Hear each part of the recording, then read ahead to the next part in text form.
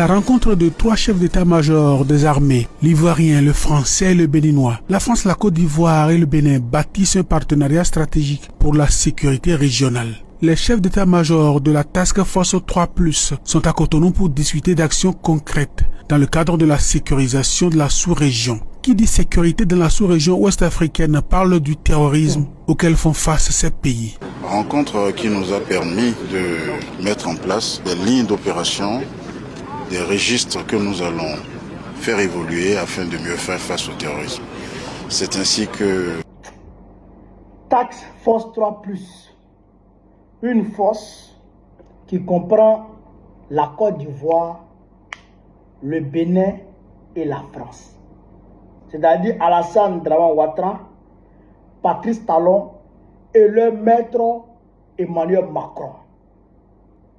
Et cette force est mise en place juste une semaine après la fameuse résolution du Parlement européen concernant une éventuelle libération par des voies militaires de Mohamed Bazoum.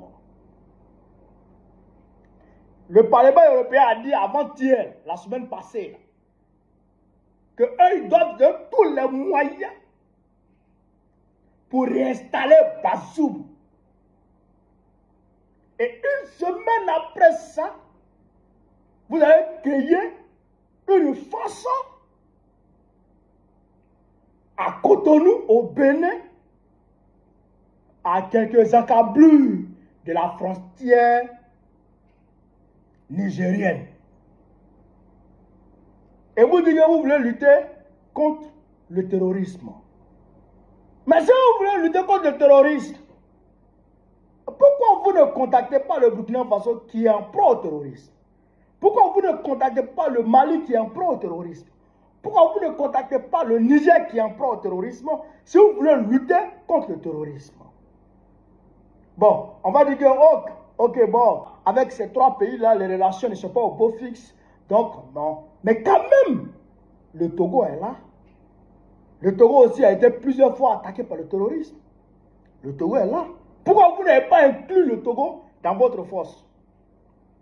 Le Ghana est là. Le Ghana a été aussi attaqué par le terrorisme. Pourquoi vous n'avez pas inclus le Ghana dans votre force? Or, ça, c'est des pays côtiers.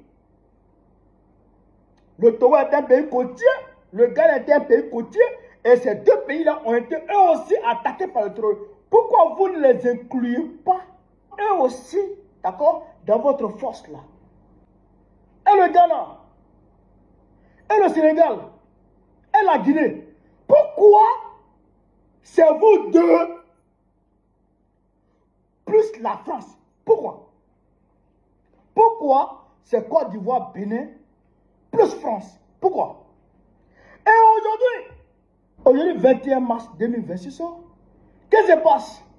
L'Allemagne évacue son ambassade du Niger. Et l'Allemagne demande à ses compatriotes de quitter le Niger. Là, dans la vidéo là, Yoromai, c'est moi qui parle. Yoromai, parce qu'il faut que je parle. Il faut que je parle. En tant qu'Ivoirien, il faut que je parle. Pendant la vidéo là. Niger, l'Allemagne évacue son ambassade et demande à ses citoyens de quitter le pays.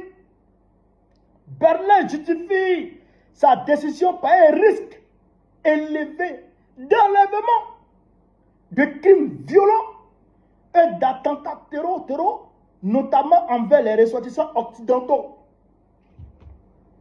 Quoi? Il y a une semaine, l'Union européenne prend une résolution, vote une résolution pour aller libérer Manu Militari par tous les moyens, Bazoum. Une semaine après, les Ouaouaras se trouvent à Cotonou pour mettre en place une force tripartite. Côte d'Ivoire, Bénin, France. Et en même temps, le lendemain, l'Allemagne demande à ses ressortissants de quitter le pays, de quitter le Niger. Ça veut dire tout simplement que la force qui va attaquer le Niger là, c'est elle qui est en train de se mettre en place au Bénin sous nos yeux. Alors où je vous parle là, 21 mars 2026, Alassane Ouattara est chez Macron et en France. Ils sont allés se voir par rapport à tout ça. Par rapport à tout ça. Frère, Roman, je disais à quelqu'un avant-hier que quand Macron avait dit non à Donald Trump, quant à l'appel de Donald Trump de venir l'aider à sécuriser le détroit, à libérer le détroit d'Ormuz. Quand Macron a dit non, j'ai dit, Dieu merci, c'est une décision qui arrange l'Afrique. Parce qu'à ce moment, ils sont divisés. Ils sont divisés. Mais, le lendemain net, c'est-à-dire hier, on dit hop, Macron et d'autres pays européens, le Japon, le Canada et l'Émirat arabe unis ont décidé de s'engager aux côtés de Trump pour aller sécuriser le détroit d'Ormuz. J'ai dit, oh, c'est que c'est pas bon. On dit, mais pourquoi c'est pas bon? Parce que Macron veut déstabiliser l'AES. Souvenez-vous, en juillet 2023, quand le président Tchani a renversé le vassal de la France à la personne de Mohamed Bazoum, la France a demandé aux États-Unis, Joe Biden à l'époque, de les aider à réinstaller Mohamed Bazoum. La France a dit, par la voix d'Anthony Blinken, alors secrétaire d'État américain, a dit que la France, que les États-Unis ne s'engagent pas dans une voie de violence, que les États-Unis privilégient le dialogue. Et que ce n'est pas le dialogue qu'on va pouvoir régler le problème du Niger. Donc, ce qui a refroidi les Français. Deuxièmement, le Nigeria de Tinubu avait voulu donner son territoire pour attaquer le Niger. Mais les Nigériens se sont levés. Ils ont manifesté. Le Sénat nigérien n'a pas accepté. Et donc, Tinubu a fait demi-tour. C'est pourquoi, d'ailleurs, parce qu'à ce moment-là, le Togo a dit non à la violence. Le Nigeria a dit non à la violence. Le Sénégal, pareil. Le Ghana, on n'en parle pas. Eux tous, ils ont dit non. C'est le Bénin. Patrice Talon, il a parlé pour dire qu'ils vont militairement intervenir au Niger. Alassane Ouattara a parlé. Alassane Ouattara a dit qu'il va mobiliser entre 800 et 1000 soldats. C'est les deux là qui étaient chauds. Ni les États-Unis, ni le Nigeria, ni le Togo, ni le Ghana n'étaient chauds. Aujourd'hui, la Côte d'Ivoire et le Bénin qui étaient chauds, eh bien, eux, on les mobilise, plus la France elle-même qui est à l'initiative, elle-même est mobilisée, et on fait adhérer les États-Unis de Trump à l'action, d'accord, en contrepartie, la France et certains pays de l'Union européenne vont soutenir les États-Unis dans leur guerre dans le Golfe, dans le Moyen-Orient. C'est ce que je dois vous dire. Macron a accepté avec les autres pays européens de s'engager aux côtés de Trump dans le détroit d'Ormuz en contrepartie que Trump soutienne la France dans l'agression de qui? Du Niger et des pays de l'AES. Vous avez compris? Vous avez compris? C'est pourquoi il dit Yoroman. L'affaire devient très sérieuse et très grave. Vous avez compris? Donc, à l'air là, Macron s'est dit en bonne posture pour frapper. Parce que, faut pas vous amuser, on est dans la troisième guerre mondiale comme ça. La guerre est mondialisée. Parce que tu ne peux pas dire qu'on va sécuriser, on va libérer le détroit d'Ormuz si tu ne t'engages pas contre l'Iran.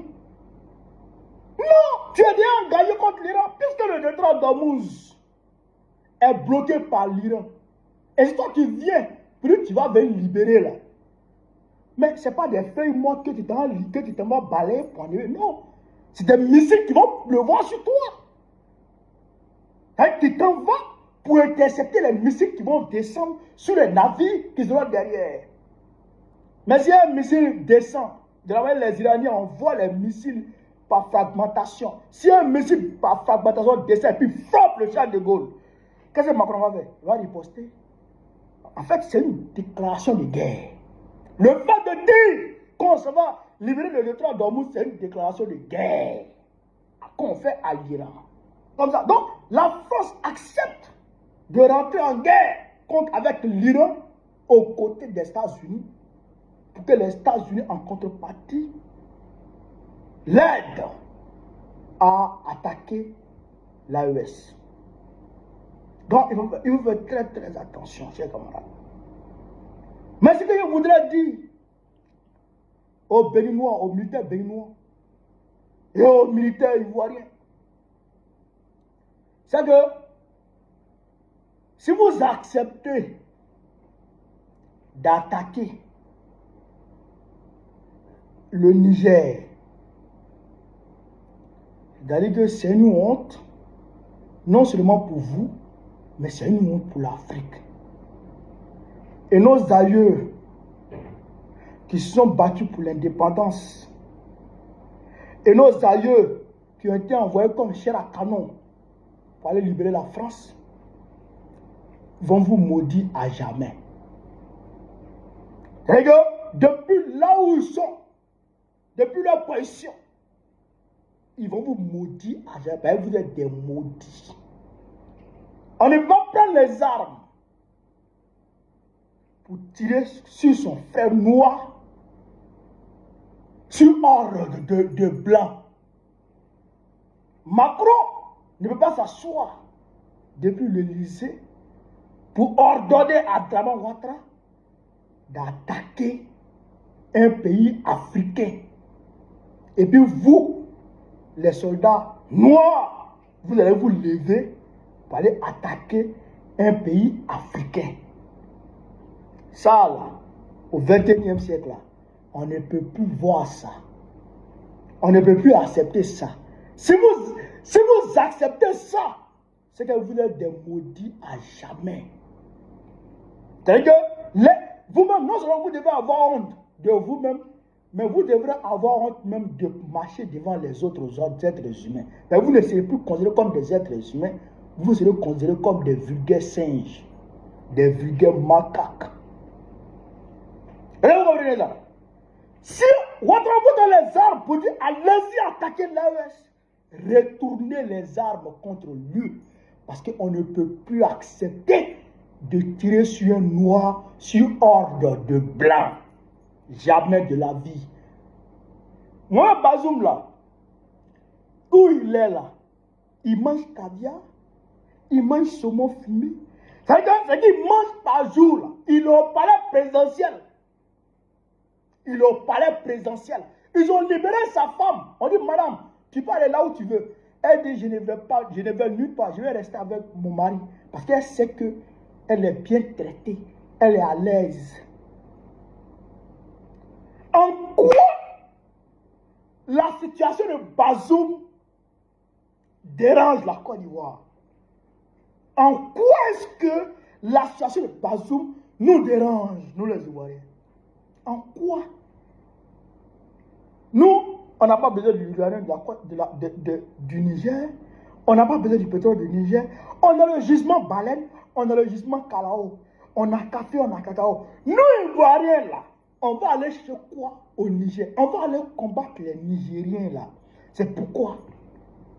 Si ce n'est pas sur ordre de Macron qui veut qu'on aille faire la guerre à nos frères noirs, pour que lui, blanc, il soit à l'aise, pour que lui, blanc, il puisse donner du confort à ses citoyens, aux Français, pendant que nous, les Ivoiriens, on est en train de mourir. Jamais de la vie, on ne doit accepter. C'est tout Ivoirien doit rejeter automatiquement cette idée-là. On doit rejeter automatiquement cette idée-là. Si Macron veut faire la guerre à l'AES, qu'il vienne lui-même et qu'il amène les Blancs. On va se voir ici. On va voir qui est garçon ici. Vous les Noirs, vous nos frères Ivoiriens là, vous ne devez pas rentrer dans ça. Nos frères Béninois, ils ne doivent pas rentrer dans ça. S'ils veulent qu'ils viennent eux-mêmes, en 1454, ils sont venus eux-mêmes en Afrique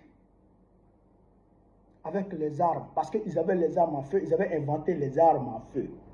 Et nos aïeux n'avaient pas d'armes à feu, donc ils ont réussi à soumettre nos aïeux avec les armes. Mais aujourd'hui, nous avons les armes à feu, nous avons la technologie. Et nous avons des endroits là où on peut aller se fournir en armes. Ils n'ont qu'à venir. On les attend. Mais je ne veux pas entendre qu'un Noir accepte de se battre pour la France. Surtout un jeune africain d'aujourd'hui qui a Internet, qui a les réseaux sociaux, qui sait, qui peut s'informer, va prendre arme pour venir attaquer son frère noir. C'est que à cause de blanc, c'est que tu as perdu la tête. Et toi là, c'est-à-dire que fausse couche est mieux que toi. Fausse couche est mieux que toi. Un être humain noir qui va attaquer son frère noir pour blanc.